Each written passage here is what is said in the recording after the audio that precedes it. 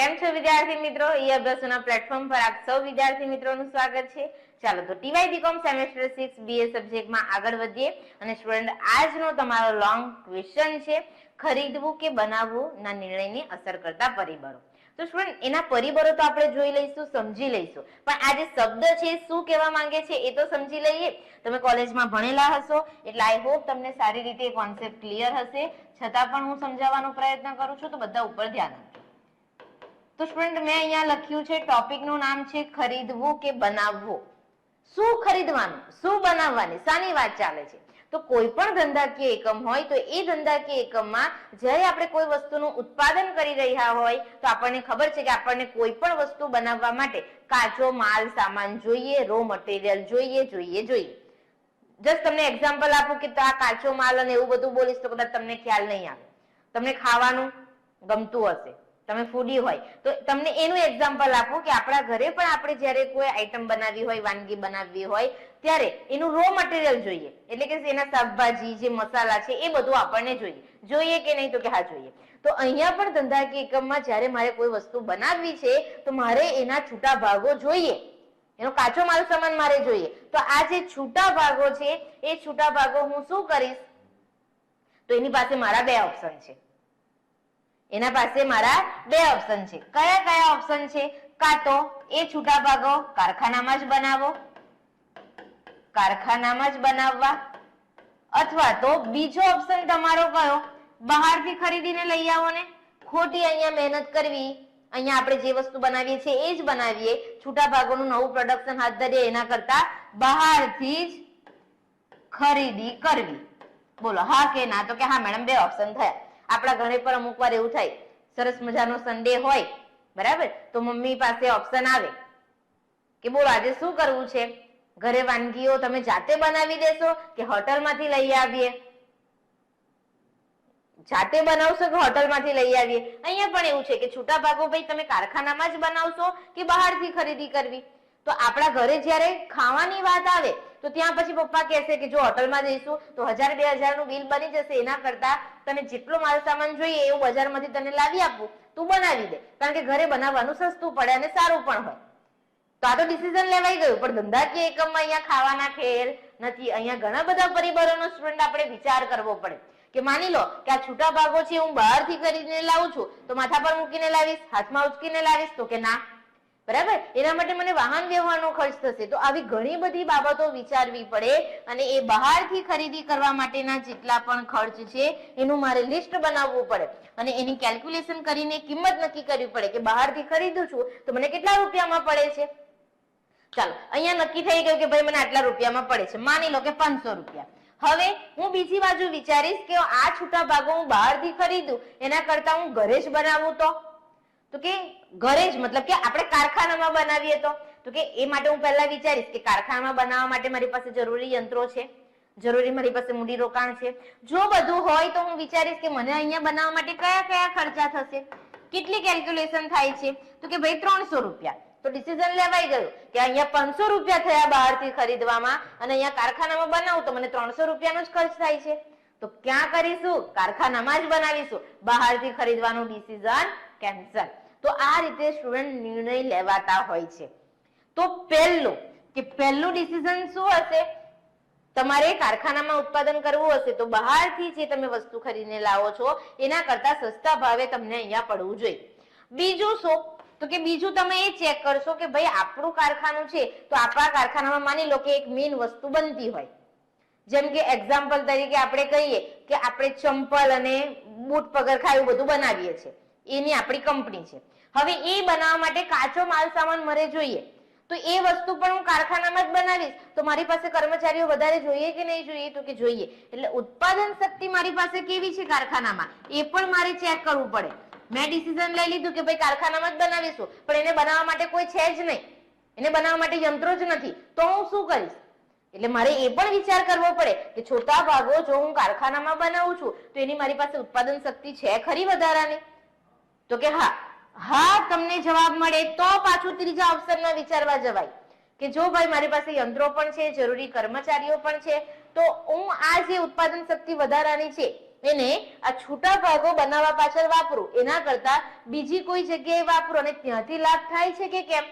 જો ત્યાંથી વધારે લાભ થતો હોય તો પછી અહીંયા બનાવવાનું પણ કેન્સલ, ખરીદી લો બહારથી. બરાબર? તો આ રીતે આ 3 નિર્ણયો વિશે વિચારાય અને પછી ડિસિઝન લેવાતું હોય છે કે ભાઈ આપણે છૂટા ભાગો કારખાનામાં બનાવીશું કે બહારથી ખરીદીશું. ખ્યાલ આવે છે બધાને?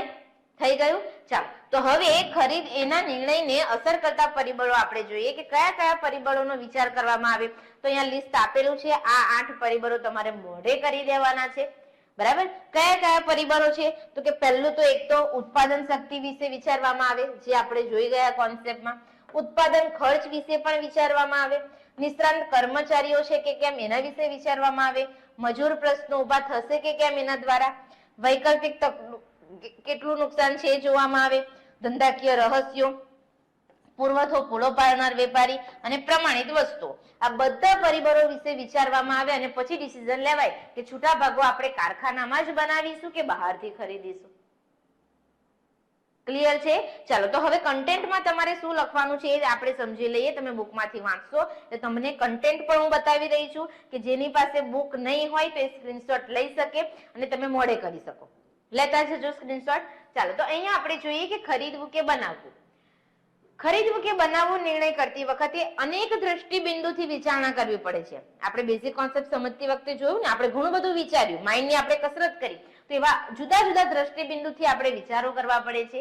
આ નિર્ણય લેતી વખતે નીચે જણાવેલ મુદ્દાઓ ધ્યાનમાં રાખવા જોઈએ. જેમાં પહેલો મુદ્દો છે કે ઉત્પાદન શક્તિ, જેની આપણે વાત કરી ગયા છે કે એકમમાં જો ફાજલ એટલે જેનો આપણે ઉપયોગ જ નથી કરતા, વધારાની ઉત્પાદન શક્તિ ન હોય, બરાબર, તો વસ્તુ બનાવવાનું સસ્તું પડે તેમ છતાં બનાવવાનો નિર્ણય પડતો મૂકવો પડે છે.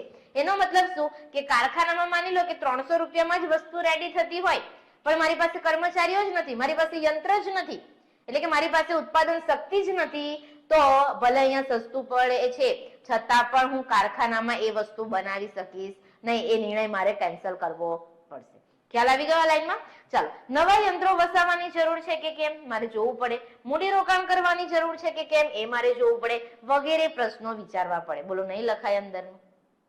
આવડશે ને? ચાલો, ઉત્પાદન ખર્ચની વાત કરીએ તો એ પણ આપણે જોઈ ગયા કે સામાન્ય રીતે વસ્તુ બહારથી ખરીદવા કરતા એકમમાં બનાવવાનો ખર્ચ ઓછો આવે તો વસ્તુ કારખાનામાં બનાવવાનો નિર્ણય લેવામાં આવે છે. સ્ટુડન્ટ, આપણે આ વસ્તુ અત્યારે મેં તમને એક્ઝામ્પલ દ્વારા લાઈવ સમજાવી કે 500 રૂપિયામાં હું ક્યાંથી મને વસ્તુ પડે છે, બહારથી ખરીદું તો, અને કારખાનામાં બનાવું તો 300 રૂપિયામાં. તો બહારથી ખરીદવું એના કરતા કારખાનામાં બનાવવું, એ કિંમત મને સસ્તી પડતી હોય, ખર્ચ મારો ઓછો આવતો હોય, તો કારખાનામાં બનાવવાનો નિર્ણય લેવાય.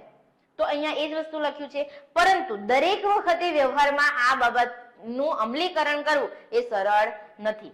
ફાજલ ઉત્પાદન શક્તિ એટલે કે જે ઉત્પાદન શક્તિનો આપણે ઉપયોગ કરતા જ નથી, બરાબર, આ ફાજલ ઉત્પાદન શક્તિ, મૂડીરોકાણ ખર્ચ, કારખાનામાં જગ્યા, આ બધી બાબતો પણ આપણે વિચારવી પડે કે ભાઈ હવે ચાલો છૂટા ભાગો આપણે કારખાનામાં બનાવવા છે, પણ કઈ જગ્યાએ બનાવીશું? બધી જગ્યાએ તો પેલી જે મેઇન વસ્તુ છે એનું પ્રોડક્શનનું કામ ચાલુ છે, એટલે કારખાનામાં જગ્યા, એ બધી બાબતો પણ વિચારવી પડે. નંબર 3 જોઈએ, નિષ્ણાંત કર્મચારીઓ, કે વસ્તુ જ્યારે બનાવવાનો વિચાર કરવામાં આવે ત્યારે જરૂરી નિષ્ણાંત માનવ શક્તિ કર્મચારીઓ ઉપલબ્ધ છે કે કેમ એ પણ જોવું પડે, નહીં તો બનાવશે જ કોણ, બરાબર. સાથે તે અંગે કરવાના ખર્ચનો પણ વિચાર કરવો પડે. ત્યાર પછી જોઈએ મજૂર પ્રશ્નો, કે એકમ જ્યારે વસ્તુ બનાવવાનો નિર્ણય કરે તો સ્વાભાવિક રીતે જેટલા કર્મચારીઓ છે એના કરતા આપણે વધારે કર્મચારીઓને કામે રાખવા પડશે, અને વધારે કર્મચારીઓ ભેગા થશે તો એમનું મજબૂત સંગઠન ઊભું થઈ જશે, જે આપણા માટે એક પ્રશ્ન પણ ઊભો થઈ શકે. તો લખ્યું છે કે સ્વાભાવિક રીતે જ મજૂરોની સંખ્યામાં વધારો થતા મજૂર સંગઠન મજબૂત બનશે. તેથી કેટલીક વાર મજૂરોની હેરાનગતિથી બચવા પણ એકમ કારખાનામાં વસ્તુ બનાવવા કરતા બહારથી ખરીદવાનું વિચારે છે કે ભાઈ વધારે પડતા કર્મચારીઓ રાખીશું, વધારે પડતા મજૂરો એકઠા થશે તો એમનું એક મજબૂત સંગઠન ઊભું થઈ જશે, જે આપણા માટે ભવિષ્યમાં કદાચ આપણી સામે અવાજ ઉઠાવે એવું પણ બને. તો એના કરતા એ બધી બાબતોમાં નથી પડવું, આપણે બહારથી જ ખરીદીને લઈ આવીએ. ક્લિયર? ચાલો, આગળ વધીએ. વૈકલ્પિક તકનું નુકસાન. વૈકલ્પિક તક એટલે શું? આપણે એકદમ બેઝિક કોન્સેપ્ટ છે, તમે સામાજિક વિજ્ઞાનમાં પણ ભણીને આવેલા હશો કે વૈકલ્પિક તક એટલે શું. જો કે 10મું ધોરણ પાસ આઉટ આપણે કરીએ, આપણે 10મું ધોરણ પાસ આઉટ કરીએ તો આપણી પાસે ઘણી બધી ઓપ્શન હોય, ઘણા બધા ઓપ્શન હોય કે જેમ કે તમે પહેલા તો આર્ટ્સ લઈ શકો, કોમર્સ લઈ શકો, સાયન્સ લઈ શકો, ડિપ્લોમા કોર્સ તમે કરી શકો, આઈટીઆઈ માં જઈ શકો, ઘણા બધા તમારી પાસે શું છે ઓપ્શન છે. હવે માની લો કે હું નક્કી કરું છું કે ભાઈ 10મા ધોરણ પછી હું શું લઈશ, તો કે કોમર્સ લઈશ. શું લઈશ? કોમર્સ. તો કોમર્સ નું ડિસિઝન લેવાઈ ગયું, એડમિશન પણ થઈ ગયું, સ્કૂલ પણ ચાલુ થઈ ગઈ. હવે આપણે જોઈએ કે ભાઈ સાયન્સ હું કદાચ લેત, જો કદાચ મેં સાયન્સ લીધું હોત તો એમાંથી મને આટલો બેનિફિટ થાય એમ હતો. આપણે એ વાત કરી, જો મેં પણ સાયન્સ લીધું હોત ને તો હું પણ કદાચ આ જગ્યાએ હોત. તો એ બીજો જે વિકલ્પ આપણે જતો કર્યો તો એના દ્વારા જે લાભ થતો હતો એ વૈકલ્પિક તકનું નુકસાન કહેવાય. ખ્યાલ આવે છે? ચાલો સમજીએ અહીંયા આપણે કે જ્યારે વસ્તુ બનાવવાનો નિર્ણય કરવામાં આવે છે ત્યારે એક તક ઝડપવા માટે બીજી વૈકલ્પિક તક જતી કરવી પડે છે. એવું થાય કે કોઈ છોકરો એવું કહેશે કે મમ્મી મારે કોમર્સ પણ કરવું છે અને આર્ટ્સ પણ કરવું છે, અથવા તો કોમર્સ પણ કરવું છે અને સાયન્સ પણ. ના, તમારે એક તક ઝડપી લેવી હોય તો બીજી તક તમારે જતી કરવી પડે. તો આજે તમે તક ગુમાવો છો, એ ગુમાવી પડતી તક દ્વારા થનાર લાભ એ બનાવો નિર્ણયનો વૈકલ્પિક ખર્ચ કહેવાય. એક્ઝામ્પલ આપ્યું છે સરસ મજાનું કે એક વસ્તુની ઉત્પાદન પડતર એકમ દીઠ કેટલી છે? 25. તેનો ખરીદ ખર્ચ થાય છે 28. મતલબ કે તો બનાવવાથી એકમ દીઠ 3 નો લાભ થાય. સમજો કે 25 રૂપિયાની એની કોસ્ટ, બરાબર, અને ખરીદનો ખર્ચ કેટલો થયો? 28. તો તમને એકમ દીઠ કેટલાનો લાભ થયો? 3. પરંતુ બનાવવા માટે થતા મૂડીરોકાણને અન્ય જગ્યાએ રોકવાથી એકમ દીઠ ₹5 નો લાભ થતો હોય તો તમે આ શું કરશો કે ભાઈ અહીંયા 3 રૂપિયાનો લાભ મળે છે, એના કરતા ત્યાં 5 નો મળે છે, તો આપણે સિલેક્ટ કોને કરીશું? 5 રૂપિયાને.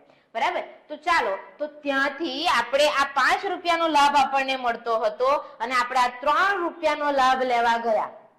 સમજો, આપણે તો માઇન્ડમાં વિચાર્યું કે 5 રૂપિયાનો લાભ લીધો તો સારું થાત ને, પણ અહીંયા હું 3 રૂપિયાનો લાભ લેવા ગઈ તો પેલા 5 રૂપિયા મારા જે ગયા એ વૈકલ્પિક તકનું નુકસાન કહેવાય. જો લખ્યું છે કે 5 રૂપિયા ગુમાવવા પડે છે, આમ 2 રૂપિયા વૈકલ્પિક તકનું નુકસાન છે, જે વિચારવું જોઈએ.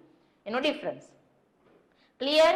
ચાલો, તો ધંધાકીય રહસ્યો, જો એકમ ધંધાકીય રહસ્યો ગુપ્ત રાખવા માંગતી હોય, કારણ કે આપણે બહારથી આપણા છૂટા ભાગો આપણે ખરીદવા હોય તો આપણે માહિતી પણ આપવી પડે, પણ આપણે માહિતી બહાર આપવી જ નથી, ગુપ્ત રાખવી છે, તો પછી આપણે પાસે એક જ ઓપ્શન રહ્યો, કારખાનામાં બનાવવું પડશે. કે તો વસ્તુ બહારથી ખરીદવાની સસ્તી પડતી હોય તો પણ એકમ વસ્તુ કારખાનામાં જ બનાવવાનો નિર્ણય લે છે. પછી જોઈએ પુરવઠો પૂરો પાડનાર વેપારી, કે જો વસ્તુનો પુરવઠો પૂરો પાડનાર વેપારી નિયમિતતાની ખાતરી આપતો ન હોય, ગુણવત્તા પણ જાળવી રાખતો ન હોય તો વસ્તુ બહારથી ખરીદવાની સસ્તી પડે તો પણ કારખાનામાં જ બનાવવાનો નિર્ણય લેવો પડે. પછી બીજી વસ્તુ એવી કે જે પ્રમાણિત છે, કે ચોક્કસ માર્ક વાળી વસ્તુઓ, તો એ તો આપણે બનાવવાની જ નહીં ભાઈ, બહારથી જ ખરીદીને લઈ આવવાની, એ સારી હોય. જેમ કે dry battery, bulb, tyre, tube, screw, nut bolt, આ બધી વસ્તુ ISO માર્કાવાળી હોવાથી પ્રમાણિત અને વિશિષ્ટીકરણ વાળી વસ્તુઓનું ઉત્પાદન કરવાને બદલે બહારથી ખરીદવું એ જ હિતાવહ છે. બોલો, એકવાર આને આપણે વાંચી લીધું, સમજી લીધું, તો હવે આરામથી એનું કન્ટેન્ટ લખાય કે નહીં લખાય? તો કે લખાય. અહીંયા આપણે ઉત્પાદન શક્તિમાં શું વાત કરી? તો કે એકમમાં જો ફાજલ ઉત્પાદન શક્તિ ન હોય, મતલબ કે મારી પાસે એ છૂટા ભાગો બનાવવા માટે ઉત્પાદન શક્તિ છે જ નહીં, છતાં પણ મને અહીંયા સસ્તું પડે છે તો હું બનાવી શકીશ નહીં. બરાબર. તો આ પ્રેક્ટિકલ છે કે તમે એકવાર વિચારશો કે ભાઈ મારું ધંધાકીય એકમ છે, હું આ પ્રવૃત્તિ કરું છું, તો તમને અંદરનું કન્ટેન્ટ પર લખવાની સમજ પડશે. આપણે બીજા વિદ્યાર્થી મિત્રો જેવું નથી કરવાનું કે ભાઈ ગોખીને ગયા અને અંદર પણ બધું ગપ્પુ મારીને આવીએ. સમજી લો એકવાર. અને મુદ્દા ખાસ કહું છું, આ ક્વેશ્ચનમાં મોડે શું કરવાનું, તો કે મુદ્દા મોડે કરી નાખો, અંદરનું તમને આવડશે. બસ આ કોન્સેપ્ટ યાદ રાખીને જજો. ક્લિયર છે બધાને? ચાલો, તો આજનો વિડીયો લેક્ચર અહીંયા જ કમ્પ્લીટ કરું છું. આવા જ અવનવા વિડીયો જોવા માટે અમારી સાથે બન્યા રહો. Thank you.